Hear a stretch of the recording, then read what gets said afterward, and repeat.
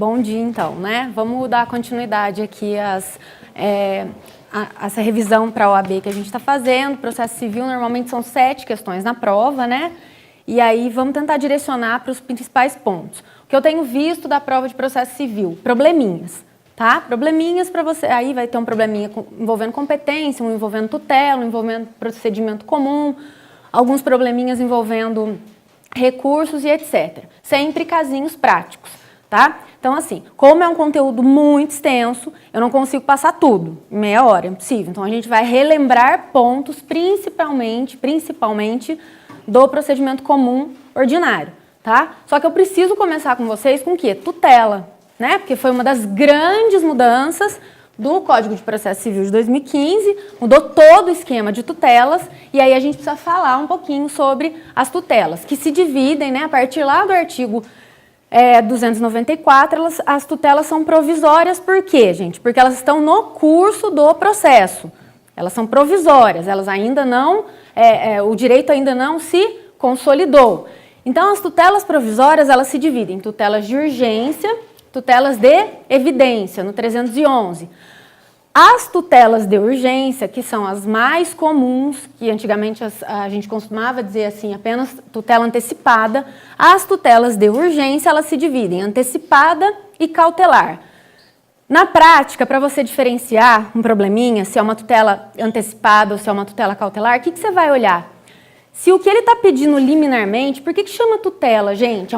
Tutela é uma proteção. Que proteção? De um direito que você conseguiria apenas com a sentença. Então, o que você vai fazer? Você vai antecipar isso que você conseguiria só com a sentença para um momento ou inicial ou incidental, que também é uma das características das tutelas. Elas podem ser iniciais, né, liminares, ou incidentais no curso do processo. Então, assim, se o que você estiver pedindo coincidir com o seu provimento final, a gente vai estar falando de uma tutela antecipada. E se o que você estiver pedindo inicialmente for diferente daquilo que você for conseguir lá no final, a gente vai estar falando de uma tutela cautelar.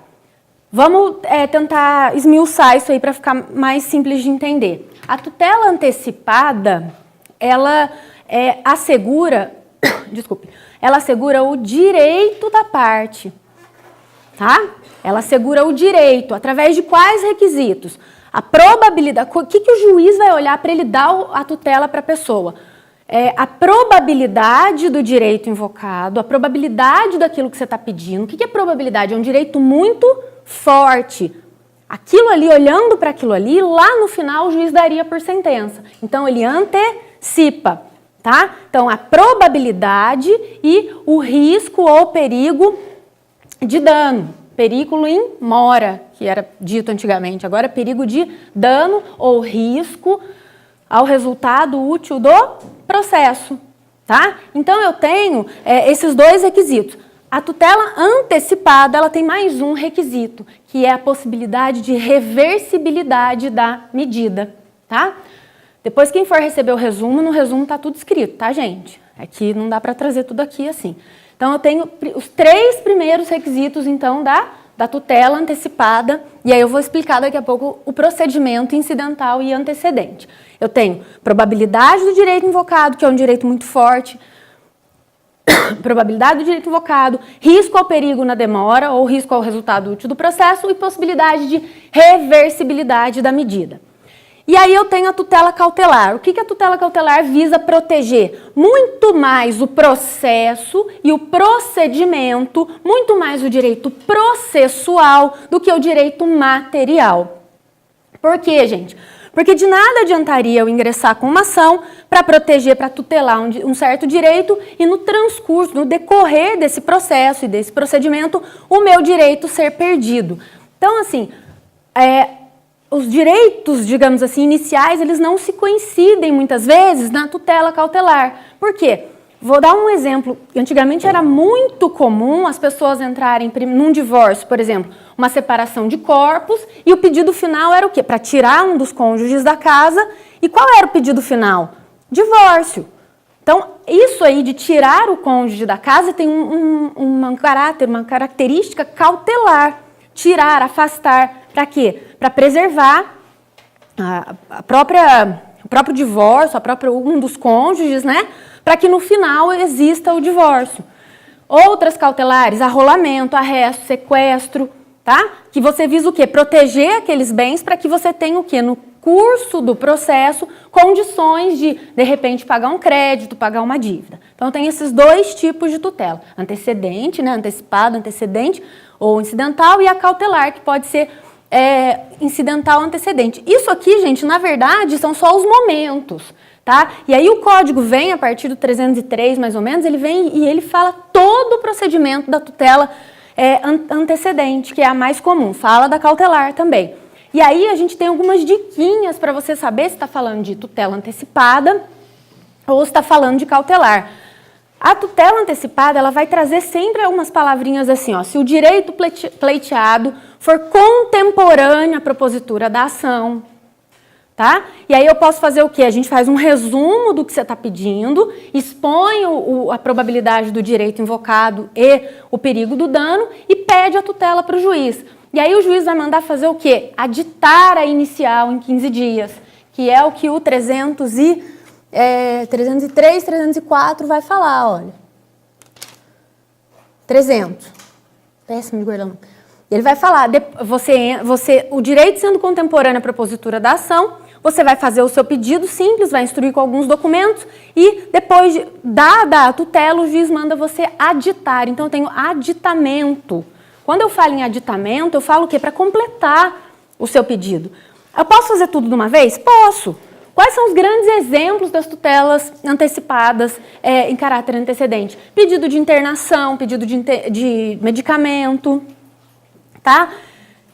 O cliente te procura no escritório, ele não tem todos os dados, ele só tem um atestado médico, um pedido de internação que ele vai estar já com risco de vida, então o risco, perigo de dano é o risco de vida e a probabilidade. E o atestado médico, você junta isso, pede, o juiz dando a tutela, ele vai falar para você, em 15 dias, adite a inicial para completar esse processo. Então, falou de aditamento, falou de direito contemporâneo, a propositura da ação, então estamos falando de tutela de urgência antecipada, antecedente. O que mais que é importante saber? Uma das principais, aliás, é a grande mudança. Dada a tutela, a parte contrária obrigatoriamente precisa entrar com um recurso contra a decisão do juiz que deferiu a tutela. Que recurso? Agravo de instrumento. O recurso cabível contra a decisão que defere ou indefere a tutela é o agravo de instrumento, que tem um rol agora taxativo. Tá?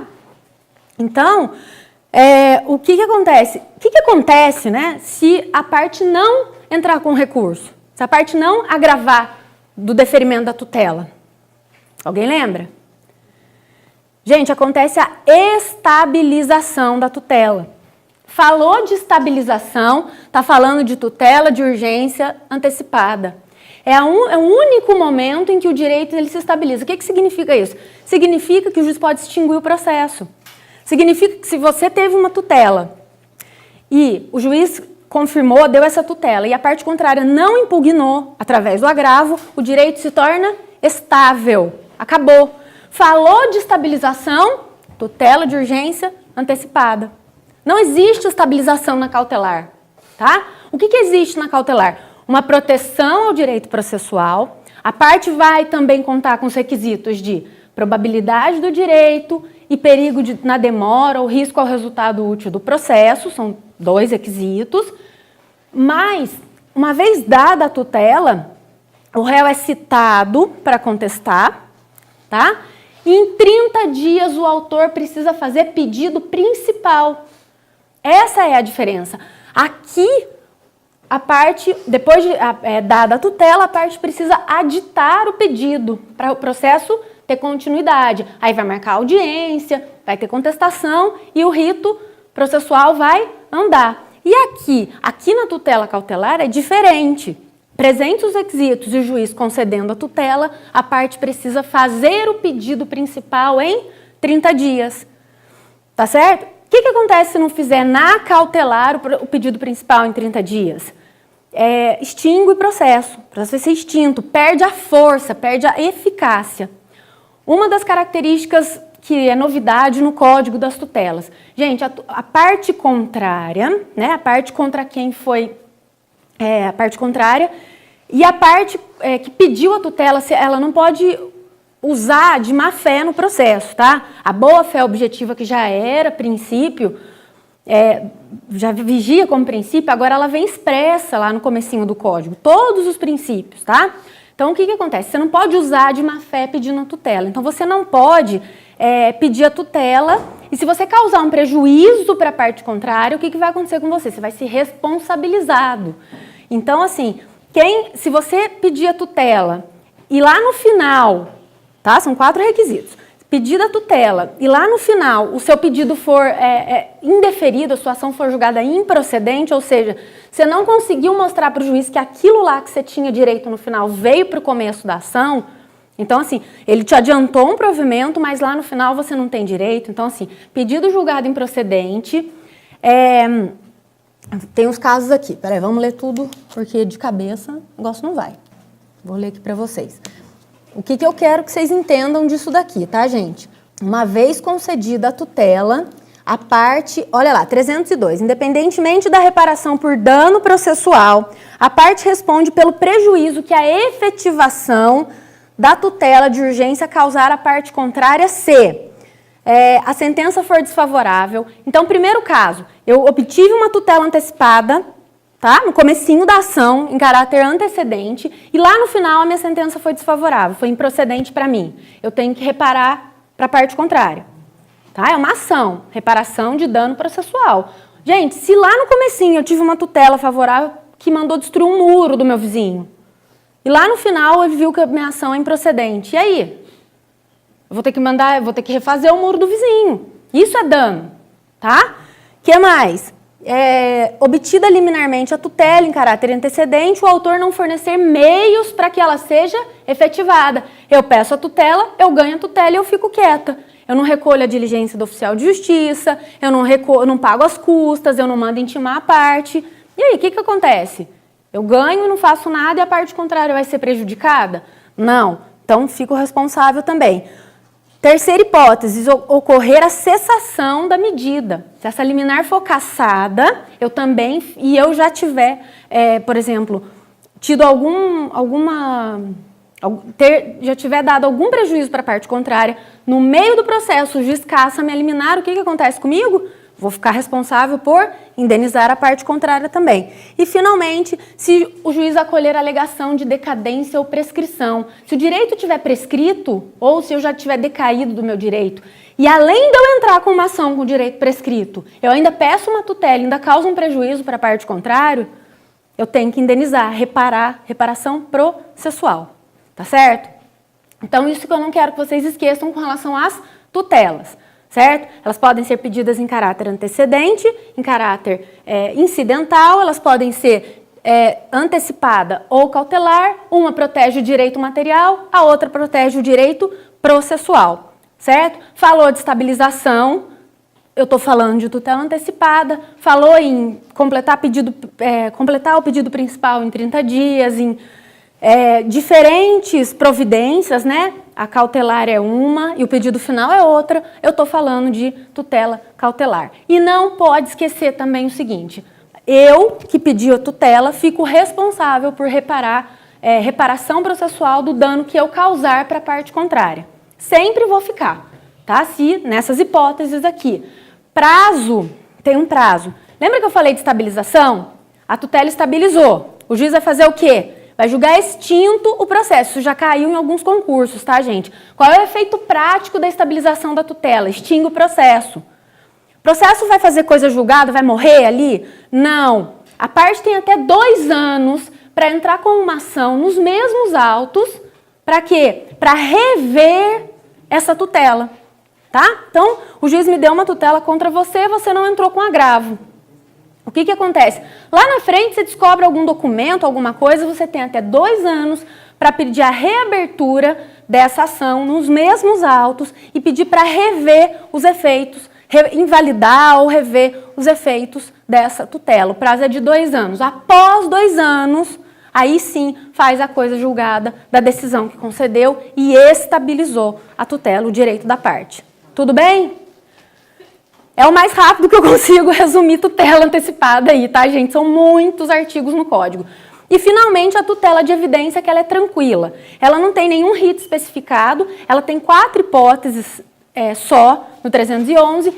E, assim, é muito mais do que um caráter urgente, um caráter de probabilidade. A tutela de evidência demonstra, como o próprio nome diz, a evidência do direito da parte. O direito não tem como colocar, digamos assim, contraprova. Por isso que está lá as 4 hipóteses, ó.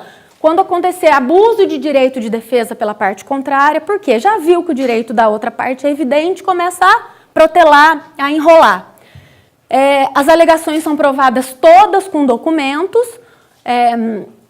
ou fundadas em teses de recursos repetitivos, ou o pedido é rei persecutório, que é um pedido que você pode buscar a coisa em poder de quem quer que ela esteja, e aí pode ser dado uma liminar, desde que exista um contrato, ou, finalmente, cujos fatos apresentados o réu não consiga opor prova razoável. Exemplo, nojento, mas vocês não vão esquecer.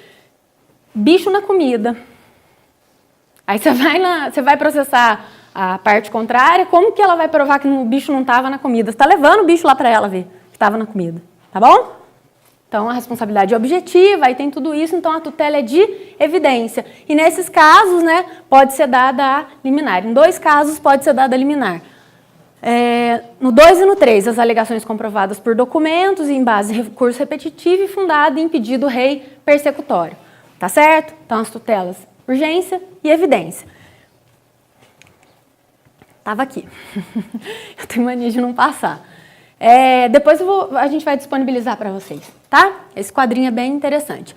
Olha lá, vamos começar com um procedimento comum, então, que cai bastante, né? Costuma cair bastante. Primeira coisa, petição inicial. O que não pode esquecer da petição inicial, gente?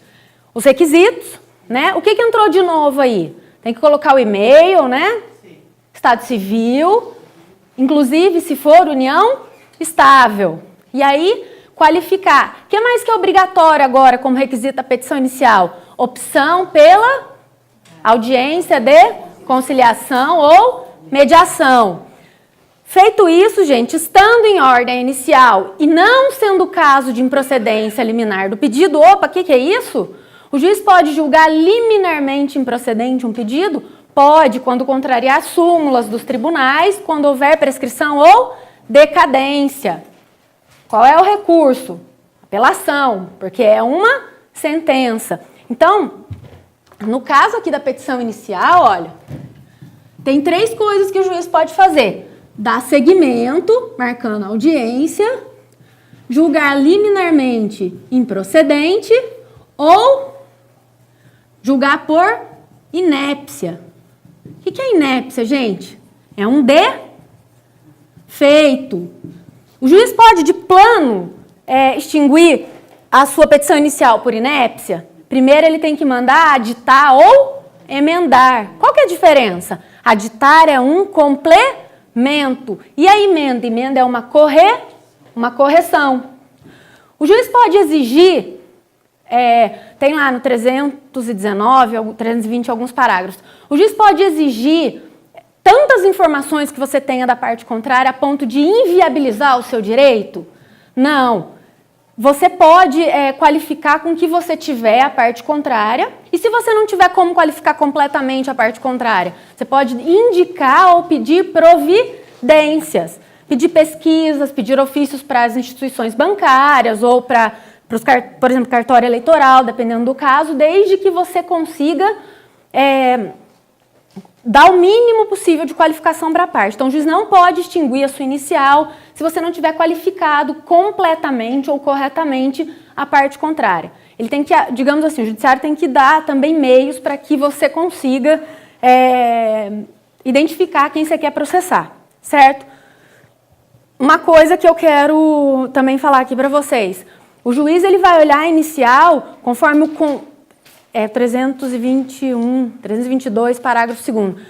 O juiz, ele olha a inicial como um todo, gente. Ele tem que considerar o conjunto das postulações, aquilo que você está pedindo. E na hora de mandar emendar ou de mandar aditar, ele tem que indicar especificamente o que ele quer que corrija.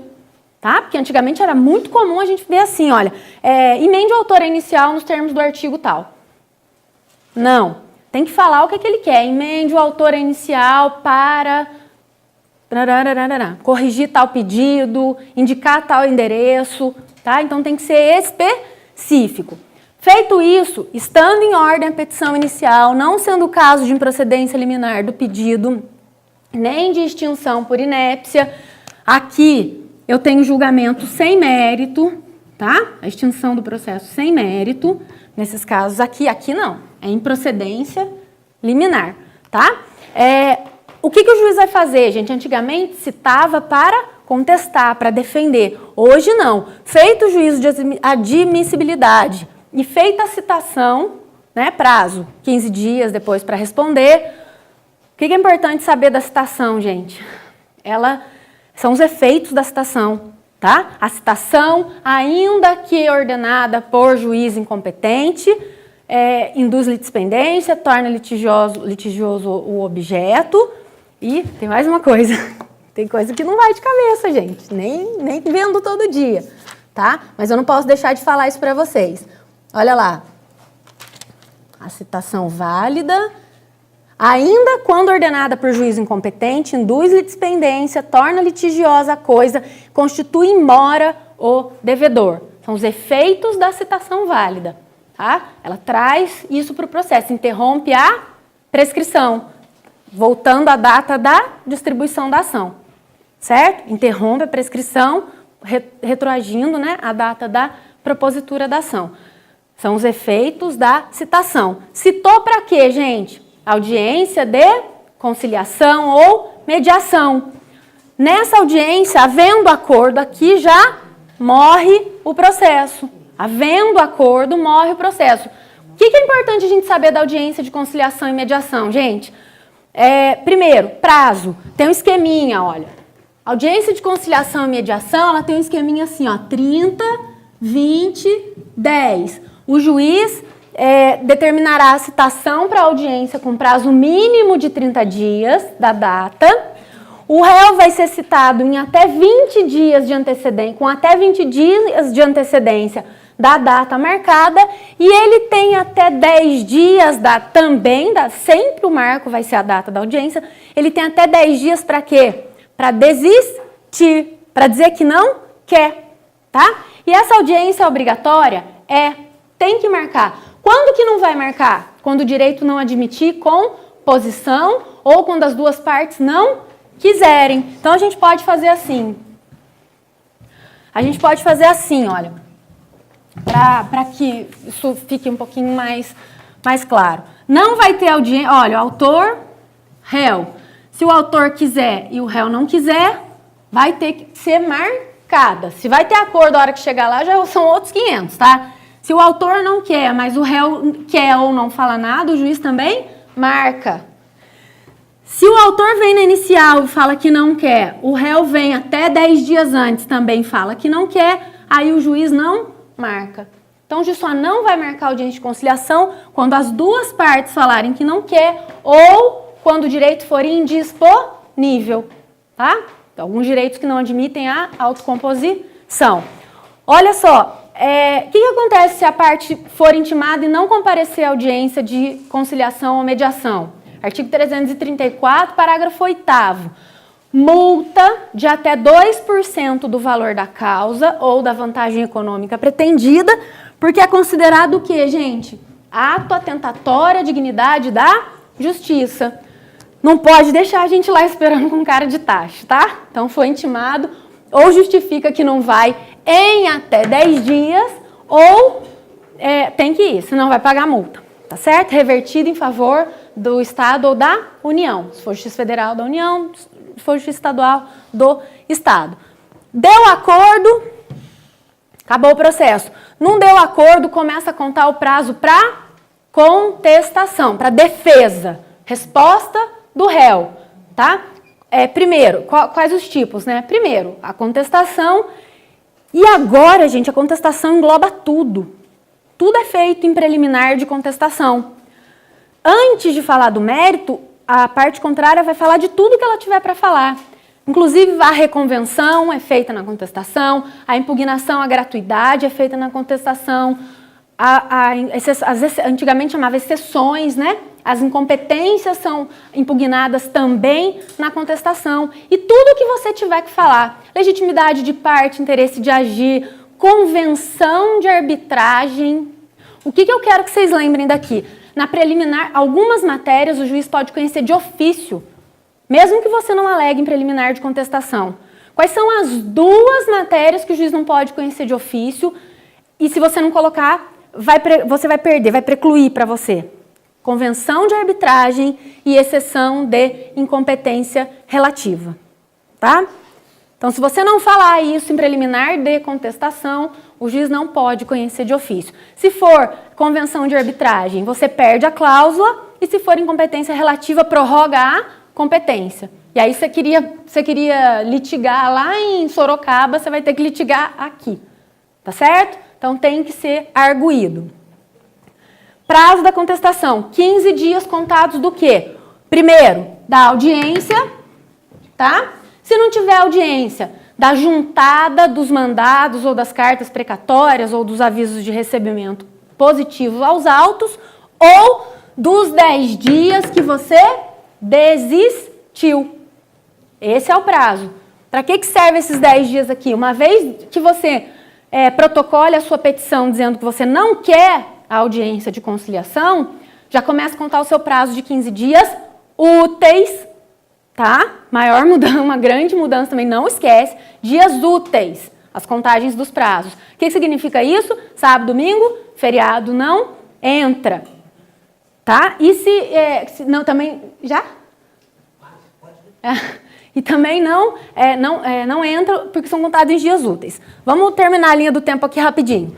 Olha só, a reconvenção, que é um pedido do réu, é meio boba, mas você pode pensar em réu-convenção, tá? É um pedido que o réu faz para ele, é um contra-ataque, no prazo também de 15 dias, intimando o autor para quê? Para que o autor responda. Ele é intimado na pessoa do advogado dele. Se tiver matéria preliminar, é dada réplica ao autor. O autor vai falar. Feito isso, gente, para o processo na mão do juiz. O que o juiz pode fazer? Existindo provas, o juiz pode julgar antecipado o processo, em alguns casos, principalmente se for caso de extinção sem mérito, ele julga conforme o Estado, ou ele julga antecipado parte do mérito, julgamento antecipado parcial de mérito. Se o juiz pediu dano material e dano moral, o juiz julgou o dano material e deixou o dano moral para final. Contra essa decisão que julga parte do mérito, cabe agravo e não sentença. Tá? Julgamento parcial de mérito ou julgamento antecipado, as provas estão todas ali. Se as provas não estiverem ali, abre a fase probatória. E aí o juiz vai dar uma decisão de saneamento e organização do processo. Sanear vem de limpar, vem de organizar, vem de ver se está tudo certinho organizado. O juiz vai delimitar a questão probatória, ele vai chamar as partes, porque ele pode fazer um saneamento conjunto, tá? E ele vai distribuir o ônus da prova, ver quem pode provar o quê. Pode haver, a regra é que o ônus da prova cabe a quem alega, né? Ou a contraprova a quem se defende. O juiz pode distribuir isso de maneira desigual? Pode. Se ele vê que está pesando para um ou para outro, assim como no Código de Defesa do Consumidor, por exemplo, o juiz distribui de forma desigual o ônus da prova. Feitas as provas, abre prazo para a audiência de instrução e julgamento, onde são ouvidas as testemunhas, tá? Peritos, testemunhas do autor, testemunhas do réu, e aí ou faz os debates orais em audiência, 20 minutos para cada um, prorrogado por mais 10, ou abre as alegações finais, que também são chamados de memoriais, tá? 15 dias para cada um.